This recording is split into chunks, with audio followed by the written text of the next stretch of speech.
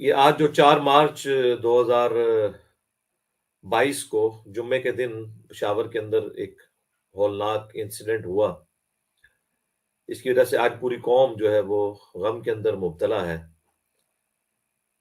یہ سلسلہ کچھ عرصے سے رکا ہوا تھا، اب یہ دوبارہ اتنے بڑے لیول کا ایونٹ ہونا جس میں آلموسٹ 60 کے قریب لوگ شہید ہو چکے ہیں، 50 پلس ہیں، اور آلموسٹ 150 کے قریب جو ہیں وہ انجرڈ ہیں۔ ظاہر ہے وہ بھی ان کے ساتھ لائف ٹائم کی انجری اٹیچ ہو جاتی ہے، جس قسم کی وہ بال بیرنگ والا ایشو اس میں انوالو ہوتا ہے۔ اس پوری صورتحال کے اوپر انشاءاللہ میں تفصیلی گفتگو تو اتوار والے دن کروں گا، آج تو میری کیفیت بھی ایسی نہیں ہے کہ میں اسے اس پر رسپانس کر سکوں۔ ظاہر ہے کہ ایک تکلیف دہ چیز ہے۔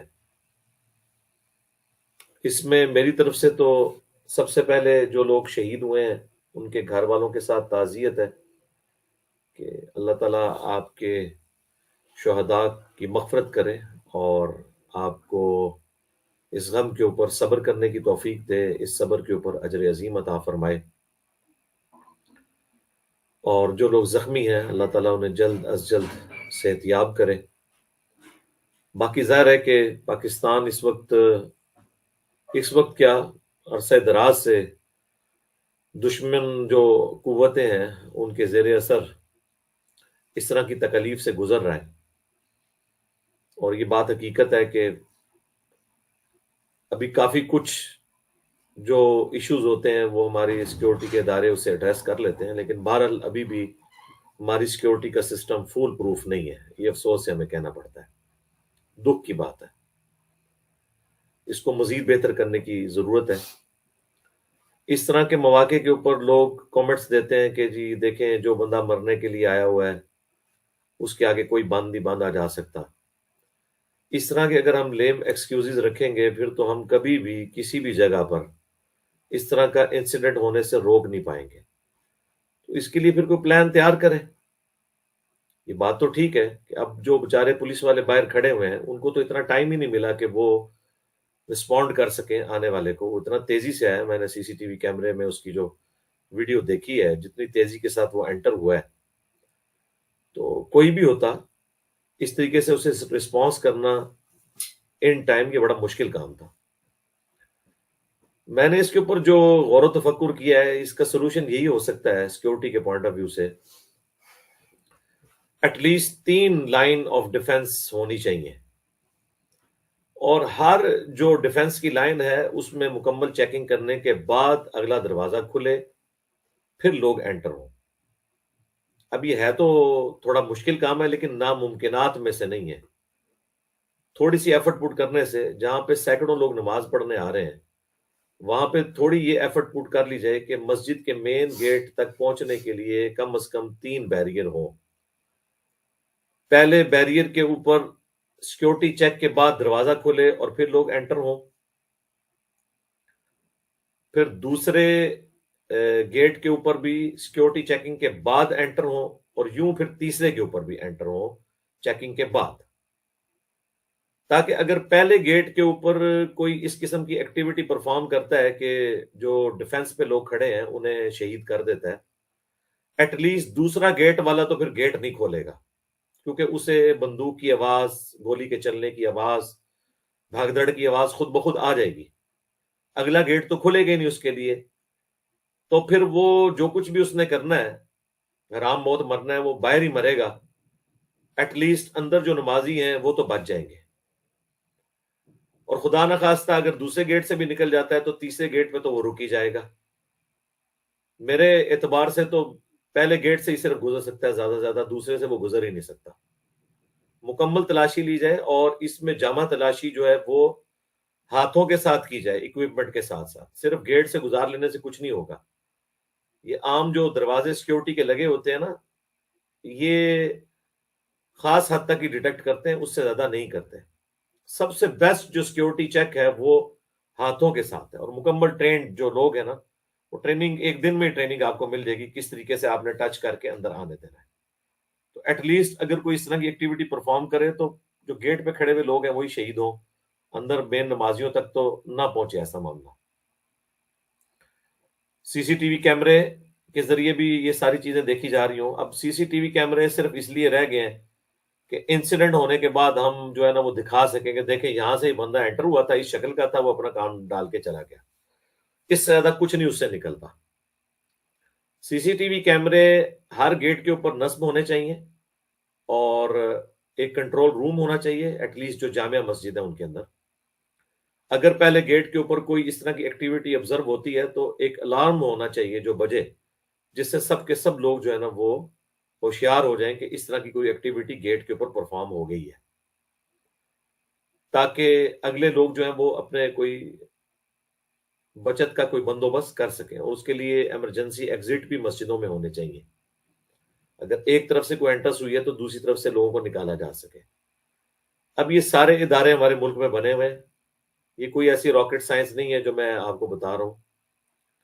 لیکن افسوس کی بات، کروڑوں روپے کی بلڈنگز بنتی ہیں لیکن نہ تو وہاں پر کوئی آگ بجھانے والا انسٹرومنٹ موجود ہوتا ہے، نہ کوئی ایمرجنسی گیٹ موجود ہوتا ہے، نہ سی سی ٹی وی کیمرے کے ساتھ وہ الارمنگ سسٹم لگا ہوتا ہے. یہ تھوڑا سا خرچہ اگر شروع میں کر لیا جائے تو یہ ایشو ایڈریس ہو سکتے ہیں.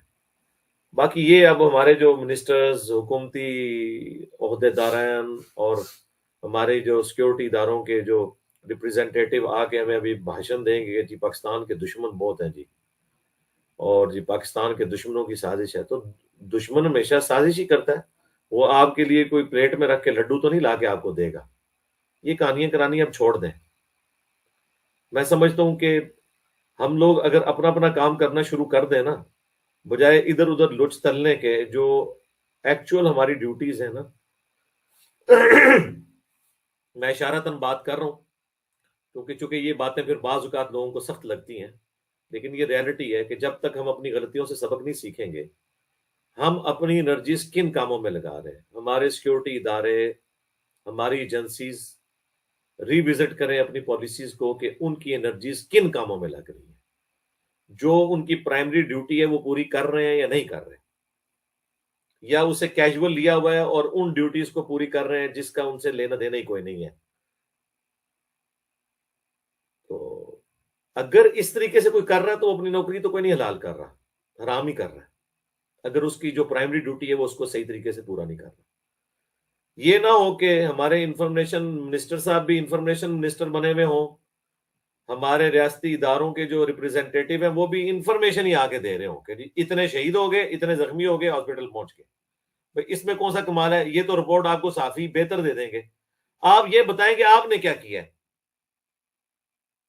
اور مستقبل میں آپ اسے کس طرح ایڈریس کریں گے. کیونکہ یہ جو اس وقت انٹرنیشنل پالیٹکس شروع ہو چکی ہے نا، رشیا اور امریکہ کی، یہ دو بڑے ہاتھیوں کی جو لڑائی، اور جو میں بار بار کہہ رہا ہوں کہ ہمیں کسی سسٹم کا حصہ نہیں بننا چاہیے. اور لوگ بھی بیچارے بولے ہیں، وہ کہتے ہیں نہیں جی پرائم منسٹر صاحب کی سٹیٹمنٹ آ گئی ہے جی، پاکستان کا واضح پالیسی بیان آ گیا. او میرے بھائی، یہ اسی طرح کے بیانات ہیں جو بیانات مختلف اوقات میں آپ کو ملتے رہتے ہیں کہ ہمارا سیاست سے کوئی تعلق نہیں ہے، لیکن یہ بیان صرف میڈیا پہ آگے ہوتا ہے. سب کا تعلق سیاست میں موجود ہوتا ہے. تو اندر خانے معاملات اور ہوتے ہیں، اس طرح کی سٹیٹمنٹس اور ہوتی ہیں. ہمیں تو سارا فرسٹ ہینڈ نالج ہوتا ہے، لیکن ہم بس ایک خاص لمٹ کو کراس نہیں کرتے، اس وجہ سے کہ ظاہر ہے کہ ہم چاہتے ہیں کہ اصلاح کا دروازہ بند نہ ہو. تو اب اس طرح کے جب معاملات ہیں تو ظاہر ہے دشمنوں کو تو موقع ملے گا کہ وہ تو اپنا پھر بدلہ اتاریں گے نا. دنیا میں جہاں کی کوئی ایشو بنتا ہے، پاکستان تو پہلے تختہ مشق بن جاتا ہے اس طرح کے سارے ایشوز کے اندر. اور ہم لوگ بس اب صرف جنازے پڑھنے کے لیے، دعائیں کرنے کے لیے، زخمیوں کو 5-5 لاکھ اور مرے وہ کے لواحقین کو 10-10 لاکھ دینے کے لیے بیٹھے ہوئے ہیں. اور پھر یہ کتنے دکھ کی بات ہے کہ بار بار ایک خاص مکتب فکر کو ٹارگٹ کیا جا رہا ہے، یعنی اہل تشیع کو. اور اس کے باوجود اگر کوئی کہتا ہے کہ یہ کوئی نان مسلم کر رہے ہیں، ظاہر ہے مسلمان ہی ہیں موٹیویٹ ہو کے کر رہے ہیں، ورنہ اتنا بڑا حسن اتفاق تو نہیں ہے کہ ایک ہی مکتب فکر کی مسجد کے اوپر حملے ہوتے ہیں اور عموماً ان لوگوں کا تعلق جس مکتب فکر سے ہے ان کی مسجد پہ تو کوئی ایسا حملہ نہیں ہوتا. میں نہیں کہتا کہ وہاں پہ بھی ہونا چاہیے، میرے لیے نزدیک تو سارے مسلمان ہیں. میرے نزدیک تو ایک پاکستان جیسے ملک کے اندر کوئی غیر مسلم بھی ہیں، ان کی عبادت گاہوں کے اوپر بھی کوئی اس طرح کا انسیڈنٹ نہیں ہونا چاہیے. لیکن مسلسل ایک ہی مکتب فکر کو جب ٹارگٹ کیا جائے تو ظاہر ہے کہ اس میں آپ سمجھ لیں کہ فرقہ وارانہ ایلیمنٹ تو ایڈ ہوا ہے. یہ موٹیویٹڈ لوگ ہیں جو ایک خاص مکتب فکر کو ٹارگٹ کیے ہوئے ہیں اور وہ اپنے زوم میں یہ سمجھ رہے ہیں کہ انہیں مار کے ہم اپنی جنت پکی کر لیں گے. اس طرح کرنے سے، کسی کی پرسیکیوشن کرنے سے، آپ ان کو ان کے عقائد کے اوپر مزید مضبوط کریں گے. اگر آپ واقعی سمجھتے ہیں کہ ان کی اصلاح کریں تو یہ کوئی طریقہ نہیں ہے اصلاح کرنے کا، کیونکہ اگر یہی کام انہوں نے کرنا شروع کر دیا تو پھر مجھے بتائیں کہ صورتحال کتنی بگڑ جائے گی. میں کریڈٹ دیتا ہوں جی اہل تشیع کو، حالانکہ میں ایک سنی پلیٹ فارم سے بات کر رہا ہوں، تو سنی سے مراد بریلوی دیوبندی اہل حدیث نہیں، یہ تو فرقہ باز ہے. سنی سے مراد سنیت کا منہج. اس کے باوجود میں کہوں گا کہ جتنی ٹالرنس کا لیول ان کے اندر موجود ہے اہل تشیع کے اندر، تو ان کی داد ان کو دینی پڑتی ہے کہ یہ وائلنٹ نہیں ہوتے. اس کی وجہ صدیوں کی پرسیکیوشن ہے. یہ صبر و شکر کے ساتھ اپنے معاملات کو آگے لے کے چلتے ہیں. ورنہ یقین کریں جتنی آبادی ہے اہل تشیع کی پاکستان کے اندر اور جتنے ان کے اٹیچ لوگ موٹیویٹڈ ہیں، اگر خدا نخواستہ ان کے علماء، ان کے بڑے انہیں اسی قسم کی حرکتوں پہ ابھاریں تو میرا خیال نہیں کہ پاکستان کا کوئی شہر بچے کہ جس کے اندر مساجد کے اوپر حملے نہ ہو رہے ہوں. میں سلوٹ کرتا ہوں ان کو، ان کے صبر کو، کہ اس طرح کی ساری ایکٹیویٹیز کے بعد وہ زیادہ سے زیادہ ایک پروٹیسٹ کرتے ہیں، کوئی اس طرح کی ایکٹیویٹی پرفارم نہیں کرتے.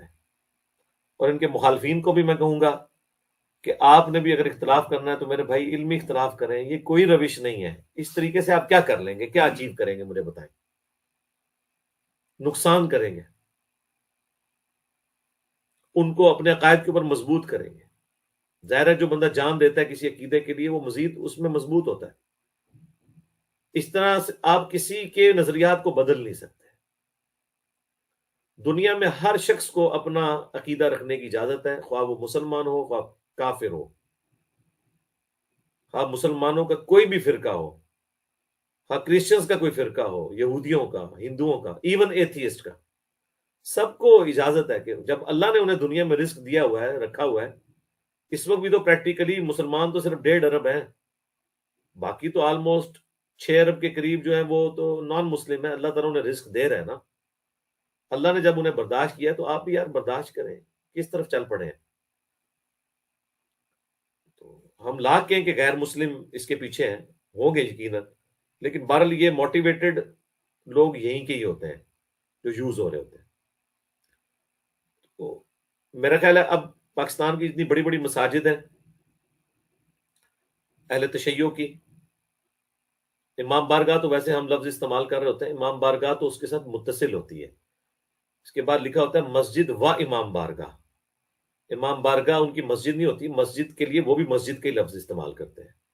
جس طرح اہل سنت کے ہاں مدرسہ اور مسجد اکٹھے ہوتے ہیں نا، وہاں پہ امام بارگاہ اور مسجد اکٹھے ہوتے ہیں. تو اہل تشیع کی مساجد ہوں، اہل سنت کی مساجد ہوں، اہل سنت کے جتنے آف شوٹ ہیں، بریلوی دیوبندی اہل حدیث، ایون قادیانیوں کی جو عبادت گاہیں ہیں، میں تمام کو یہ مشورہ دوں گا کہ آپ لوگ سیکیورٹی اداروں کے اوپر بالکل اعتماد نہ کریں. یہ بیچارے کیا کریں گے؟ یہ روٹین سے باہر کھڑے ہوئے ہوتے ہیں، اتنے عرصے سے جمعے ہو رہے ہیں، ان کو پتا ہے کہ اب بھی یہ والا جمعہ بھی اسی طریقے سے گزر جائے گا.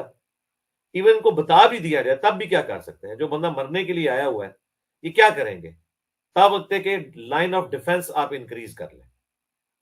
فرسٹ لائن آف ڈیفنس کے اوپر تلاشی ہو، بالکل جب انشور آپ کر لیں تب گیٹ کھلے اور بندہ انٹر ہو، اور بندہ اندر انٹر کرتے ہی گیٹ بند کر دیں. اور اگر گیٹ کھلنے کے دوران بغیر تلاشی والا کوئی بندہ انٹر ہو رہا ہے نا، ظاہر ہے کہ آپ نے تلاشی والے کے لیے گیٹ کھولا، ساتھ ہی ایک دو بندے وہ بھی داخل ہو گئے جن کی تلاشی نہیں ہوئی تھی، تو ظاہر ہے پہلا لائن آف ڈیفنس تو انہوں نے توڑ دیا. لیکن اگلا لائن آف ڈیفنس نہیں وہ توڑ سکیں گے، کیونکہ سی سی ٹی وی کے اوپر لائیو ریئل ٹائم ڈیٹا آ رہا ہوگا. اور سی سی ٹی وی والے کا کام ہے جس نے یہ حرکت دیکھے نا کہ تلاشی تو ایک کی ہوئی تھی لیکن یہ ساتھ 2 بندے انٹر ہو گئے، فوراً الارم بجا دے. الارم کا مطلب یہ ہے کہ اب اگلے جو 2 لائن آف ڈیفنس ہے نا، انہوں نے اب وہ گیٹ نہیں کھولنا جو مرضی ہو جائے. تو آپ دیکھیں گے کہ یہ اس قسم کے جو لوگ انٹر ہوتے ہیں نا، یہ ادھر ہی مر جائیں گے، اندر تک پہنچ ہی نہیں سکتے. یہ میں آپ کو پریکٹیکل سولوشن دے رہا ہوں. آپ نے کسی کے اوپر کوئی امید نہیں لگانی، نہ کوئی اس طرح کر سکتا ہے. کوئی دنیا کی حکومت اتنی نفری پرووائڈ نہیں کر سکتی. کیا کرے گی؟ یہ آپ نے خود ہی اپنے معاملات کو لے کے چلنا ہے. اور کوشش کریں سیکیورٹی کا سسٹم بھی اپنے جو مکتب فکر سے تعلق رکھنے والے لوگ ہیں ان کے حوالے کریں، جو موٹیویٹڈ لوگ ہیں. ریاستی اداروں کے لوگ تو موٹیویٹڈ تو نہیں ہوں گے، اکثر تو ظاہر ہے ان کے مسلک بھی ڈیفرنٹ ہوتے ہیں. اب اگرچہ ہمارے ریاستی اداروں میں اس چیز کی ٹریننگ دی جاتی ہے کہ آپ نے مسلک سے اور فرقوں سے ہٹ کر اس چیز کو سوچنا ہے، لیکن میں نے تو یہ دیکھا ہے کہ بہرحال جذباتی افلیشن تو ان کی ہوتی ہے. ایک سنی کی ڈیوٹی وہابیوں کی مسجد کے باہر لگ گئی اہل حدیث کے باہر، تو ان کے لیے اس کوئی ہمدردی نہیں اسے ہوگی. ایک شیعہ کی ڈیوٹی اہل سنت کے باہر لگ گئی ہے، کوئی اس کے لیے ہمدردی نہیں ہوگی. بس وہ کیجول اپنی ڈیوٹی پوری کر رہا ہوگا. تو خدا کے لیے یہ اپنے معاملات کو خود ہی لے کے چلیں. اینڈ پہ میں جو شہید ہوئے ہیں ان کے لیے دعا کروا دیتا ہوں.